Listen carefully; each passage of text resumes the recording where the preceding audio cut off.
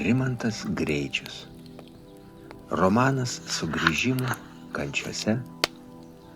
Pirmas skyrius – Neramios direktoriaus dienos. Jonas – mokytojas. Tais laikais, kai Vilnių buvo pasisavinę Lenkai, jis baigė Kauno Vytauto didžiojo universitetą. Buvo gerai pakaustytas lituanistas, kuris reikalui esant galėjo dėstyti vokiečių ir lotynų kalbas, nes abidviejas neblogai mokėjo.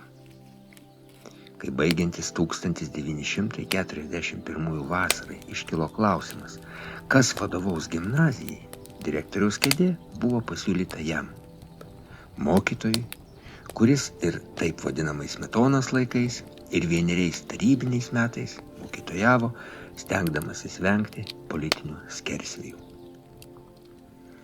Direktoriaus kabinetas buvo antrame gimnazijos pastato aukšte. Iš vienos jo sienos kyšojo vinis, skirta tautos vado portretui. Ant tos vinies gan ilgai kabojo ūsorius Smetona. Jį pakeitė kitas ūsorius, jau ne tik vadas, bet ir tėvas, Stalinas. O kai šį kabinetą įžengė Romuko tėvelis, ant tos vinies, žinoma, laikinai atsidūrė juodus ūsiukus apsikarpęs galingasis Hitleris. Tie okupacijos metai buvo sunkus visiems, ir mokytojams, ir direktoriams. Atlyginimai, katino ašaras primenantys, ne visada buvo laiku mokami. Tad nuo bado gelbėjo mokinių tėvai kaimiečiai, tai miltų pusmaišiai atveždavo, tai kiaušinių, o kartais netgi žąsį. 3 vokiškieji mokslo metai sudūlėjo nepastebimai. Sudegė 3 vasaros, 3-osios pabaigoje pasigirdo pabūklų gausmas, artėjo frontas. Prasidėjusius mokslo metus direktoriui teko nutraukti. Mokiniams buvo pasakyta, kad neramias dienas saugiau praleisti namuose. Netrukus vieni atėjūnai, piktai atsišaudydami, pasitraukė ten, iš kur ir atėjo.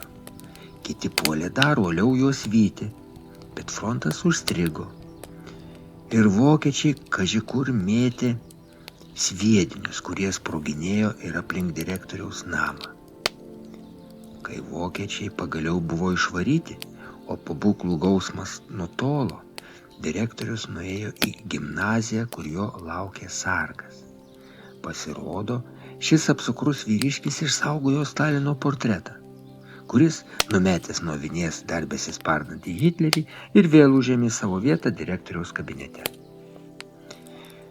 Bet netapo savo vieton grąžintas gruziniškas ūsuotas direktoriaus angelo sargo.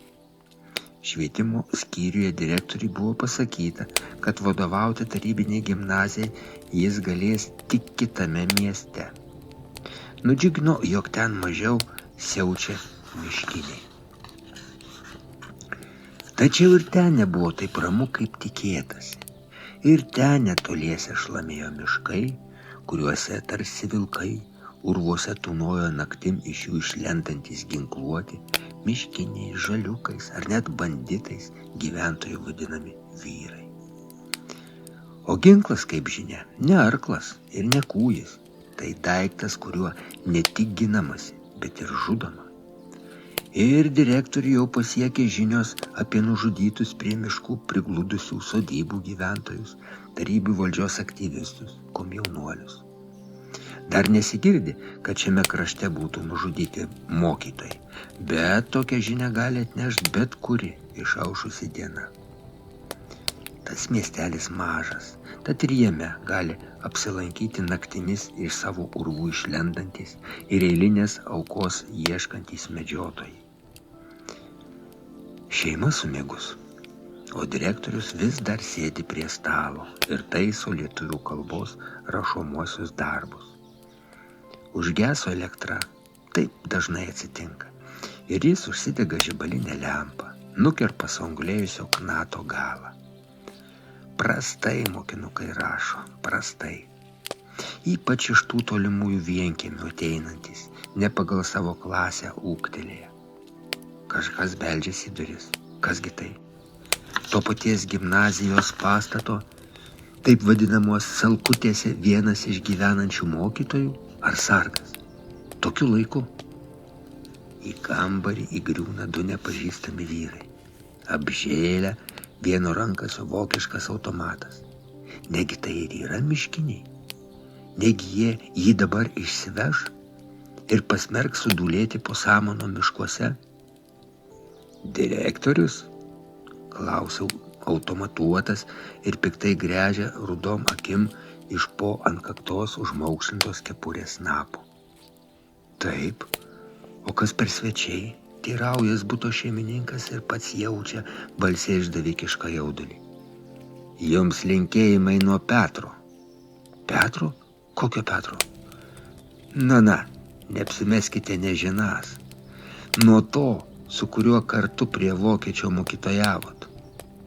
O kalba mūsų trumpa. Jūsų gimnazijoje priviso komjaunuolių, tad mums reikia jų sąrašų. Kokiu tikslu? Ištručysim juos kaip šunis valkataujančius. Pagaliau prabyla kitas blikstelės auksinių priekinių dantim. Ir už kągi? O čia jau, draugė direktoriau, keičia kalbos toną automatuotasis, ne tavo reikalas.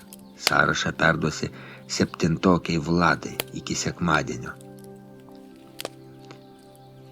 Nelaukti svečiai neužtruko, o direktorius po tokio vizito ilgai negalėjo užmigti.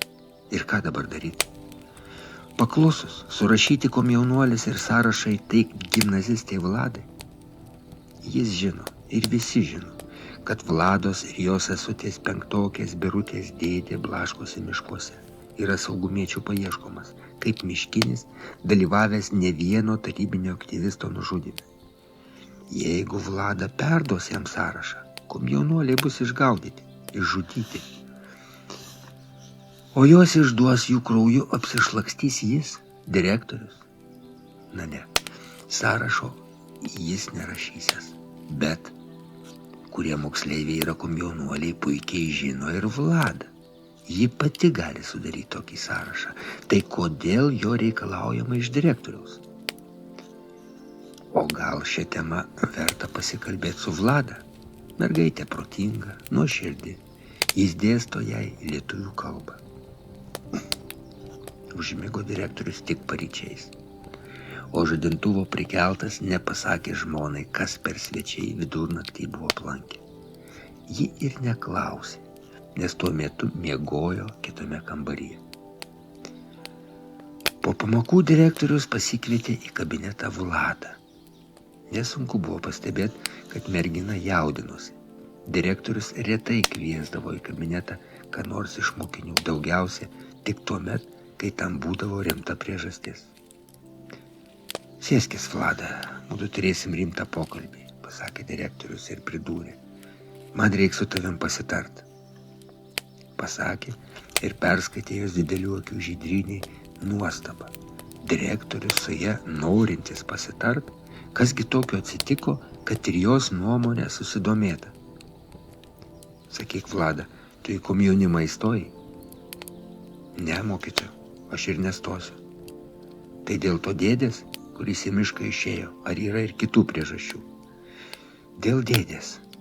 Jis pasakė užmušęs, jei sugalvosiu įstot. Jis net bendrauti su komjaunuoliais man draudžia. Bet tugi turi ir mamą, ir tėtę, gal pirmiausia, jų nuomonės reikėtų atsiklausti. Jie nėra prieš komjaunimą, tačiau bijo dėdės. Dėdės Steponas labai žiaurus. Jis ir prieš savo artimuosius gali pakelti ranką, jeigu šie jam nepaklus. Direktorius jautė, kad toks pokalbis Vladai buvo ne tik netikėtas, bet ir nemalonus.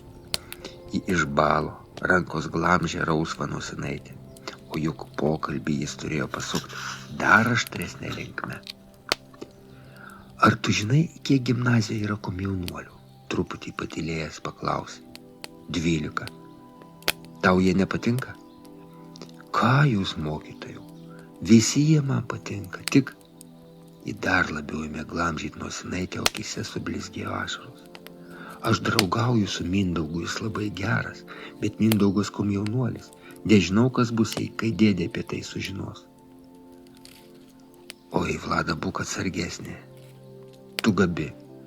Tau reikia baigti gimnaziją, kur nors įstot. Mūdu su Mindaugu apie tai ir svajojam.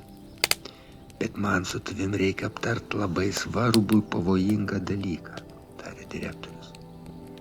Praeitą naktį mane aplankė du miškiniai. Jie liepė man sudaryti gimnazijos komjaunuolių sąrašą ir tą sąrašą perduot tau. Dievulėlio mano, sukliko Vlada, mokytojau, kas dabar bus? Na, kol kas susitarėm taip. Jeigu dėdė arba kas iš miškinių pareikalaus sąrašo, tai jam pasakyk, kad aš jį tau daviau, o tu įsidėjai į krepšelį su knygom, paieškok knygose, rauskis, o kai nerasi, pasakyk, kad pametei. O paskui vėl ką nors sugalvosim. Savaitgalis praėjo ramiai.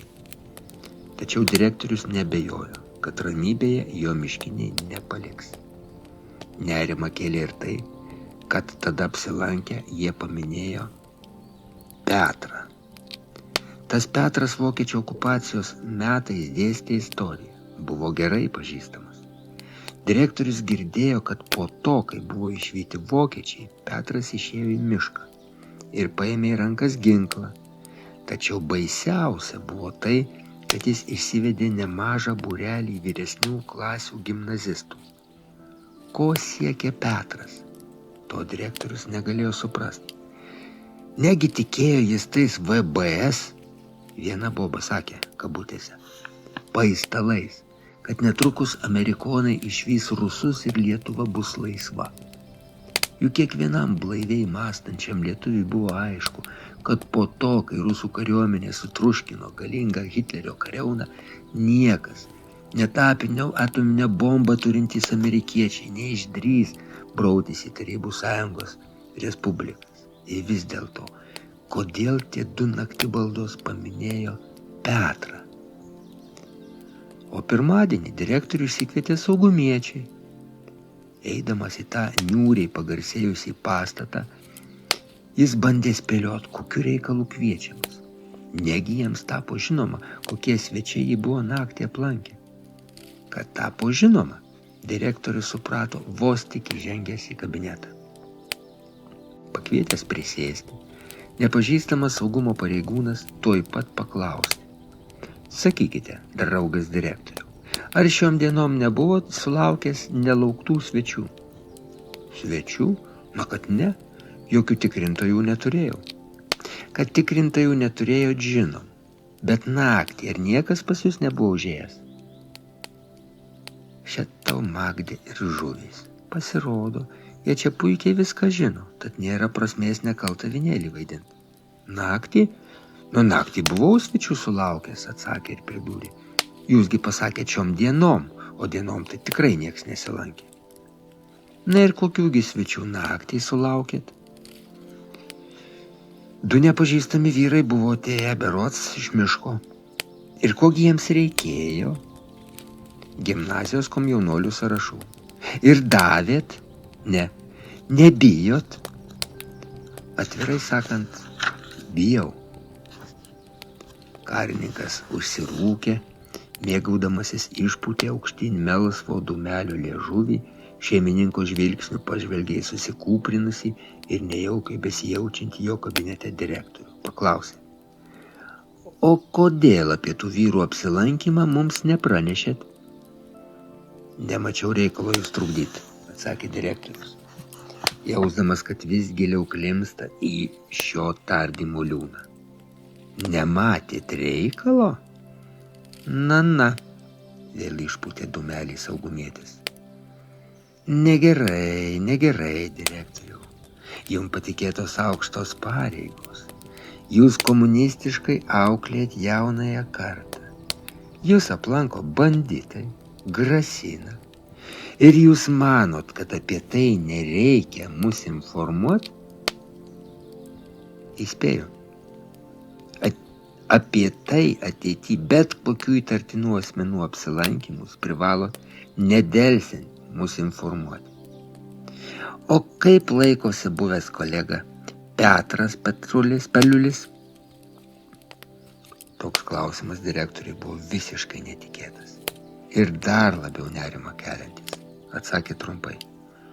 Kolega buvo tada, kai vienoj gimnazijoje dirbom. Dabar apie jį keleri metai nieko nežinau, tame mieste lankausi retai. Na, gerai, atsistojo karininkas. Galite eiti. Tikiuosi viską supratot. O apsilankymą pas mane niekam nė žodžio. Ir viskas. Nesudie, ne viso gero. Patardė jį, dvokiantį dūmų į akis papūtė ir liepė įsinešti. Ar tikrai jis viską suprato? Sugrįžęs į namus, direktorius pabandė atkurti kiekvieną pokalbio frazę ir mintyse pradėjo suktis klausimai, kuriuos jis negalėjo rasti atsakymų. Kaip saugumiečiai sužinojo apie miškinio apsilankymą? O gal jie juos išėjusius iš gimnazijos areštavo? Ir kodėl ir vieni, ir kiti jam priminė, kad jis kadaise pažinojo Petrą? O kitą dieną atnešė jam dar vieną galvosūkį. Vlada pasakė jam, kad grįžtant į namus pamiškėj jai kelią pastojo ginkluotas vyras ir pareikalavo direktoriaus įduoto komjaunuolių sąrašo. Mergina, kaip ir buvo sutarta, ilgai rausėsi knygose, o paskui pasakė, matyt pametusi. Vyriškis riebiai nusikeikė, pagrasino jai ir nukiūtino miško link. Na, jei taip, mąstė direktorius, jį lankę miškiniai sulaikyti nebuvo. Tad kokiu būdu apie jų apsilankymą buvo sužinota tame šiurpą keliančiame pastate? Klausimai be atsakymų tiesiog svilino. Kiekviena užtanti diena dilino nervus, neleido susikaupti darbe. Gražiai rudenėjant direktorius sumanė aplankyti buvusią darbovietę. Kai priėjo prie buvusio savo, o dabar kito direktoriaus kabineto, jo durys atsivėrė ir jis vos ne kaktomuša susidūrė su vyriškiu, kurio žvilgsnyje pagavo kaži ką pažįstamą. Kurgi jis buvo jį matęs? Direktorius apsidžiaugė savo buvusį mokytoją pamatęs. O kai šis paklausė, kas per vyriškis iš jo kabineto išvirtęs, pyktelėjo. Valkėjosi čia visokie. Saugumietis mane aplankė, tiesiog tardė, ką žinas apie buvusį mokytoją Petrą. Taigi ir vėl tas pats Petras Paliulis. Jį paminėjo aniedu naktį baldos. Ir abudu saugumiečiai. Kitą dieną direktoriaus keliavo atgal, o sudirginta atmintis vis piešė tą žvilgsnį, kurį akimirką iš padilbų jį metė iš jo buvusio kabineto išlėkė saugumietis. Matė jis kažkur tą žvilgsnį, tikrai matė. Bet kur? Kada? Ir staiga lyg žaibas nutvėskė atmintį. Ta žvilgsnį jis matė aną naktį savo bute. To žvilgsnį įgręžė anas vokiško automato apsiginklavęs ir nesiskutęs miškinis. Vadinasi, tada jį aplankė miškinius vaidinę saugumiečiai. Ir Vladą sustabdė, jo paruošto komjaunuolių sąrašo reikalavo taip pat saugumietis. Tačiau visoje šioje istorijoje niekaip nesidūrė du galai. Jis saugumo karininkui pasakė, atsisakęs paruošti komjaunuolių sąrašą. O Vlada tam, jai kelią pastojusiam, pūtė į akis miglą, jog direktorius jai buvo jį davęs. Šie du nesusiduriantys galai aštrino mintyse rusenusį nerimą ir direktorius neabejojo, kad artimiausiu metu vėl bus iškviestas į saugumą, kur turės sugebėti sudurti tuos du galus. O visa tai reiškia, kad juo nepasitikima, kad ateityje galimos saugumiečių organizuotos visokiausio plauko provokacijos. Sugrįžęs namo, ieškojo būdo, kaip ištrūkti iš to voratinklio, į kurį buvo įvarytas. Naktį susapnavo žiurkę, kuri vaikščiojo jo krūtinę. Kai tas bjaurus padaras pabandė užlipti jam ant galvos, direktorius pabudo apipiltas prakaito. o pažadinta sunerimusi žmona paklausė: kas atsitiko, Jonai, kodėl taip klaikiai surikai? Vakare, kaip visada, direktorius su sūnum sėdėjo virtuvėje. Čia buvo šilčiausia. Jis taisė rašomuosius, Romukas ruošė pamokas. Virtuvės durys buvo uždarytos. Staiga kampe už viryklės pasigirdo keistas krebždesys ir abudu jie pamatė išlindusią žiurkę. Romukas norėjo pašokti, bet tėvas primerkė akis, duodamas jam ženklą, kad šis tylėtų ir nejudėtų. O žiurkė tuo metu ramiai sau slampinėjo, atradus trupinį į sukramtę ir ėmė sėlinti durų link. Ir tada direktorius, griebęs nuo viryklės mazgotę, vikriai užkimšo tą skylę, kurią atvedė žiurkė virtuvę. Tas uodeguotasis padaras tuoj pat puolė prie skylės, o neradęs jos ėmė lakstyti. Pagriebęs kačergą, direktorius vaikėsi žiurkę, stengdamasis ją primušti, tačiau ji buvo vikresnė, pataikyti pavyko tik kartą. Bet štai direktorius ėmė šokinėti save į blauzdas ir šonus kačergą, tratindamas ir ėmė šaukti: ai, ai, ai. Romukas tokio cirko niekad nematęs pašoko ir ėmė spoksot, nieko nesuprasdamas. Tėtė šoko nesuvokiamą šokį, o žiurkės niekur nesimatė. O šigi pasirodo, nerasdama kur dingt, įlindo tėveliui į kišką ir tarp kelnių ir kelnaičio aplink juosmenį lakstydama ieškojo, kaip iš ten pasprukti. Tėtė, žinoma, neblogai save patratinęs, vis dėlto žiurkę užmušė. Ji iškrito jam iš kiškos. Bet įmetęs ją į viryklės ugniakurą, dar ilgai negalėjo nusiraminti. Viskas, dabar jau viskas, kartojo jis, niūriai žvelgdamas į raudonų rašalų išmargintą, atvirstą sąsiuvinį.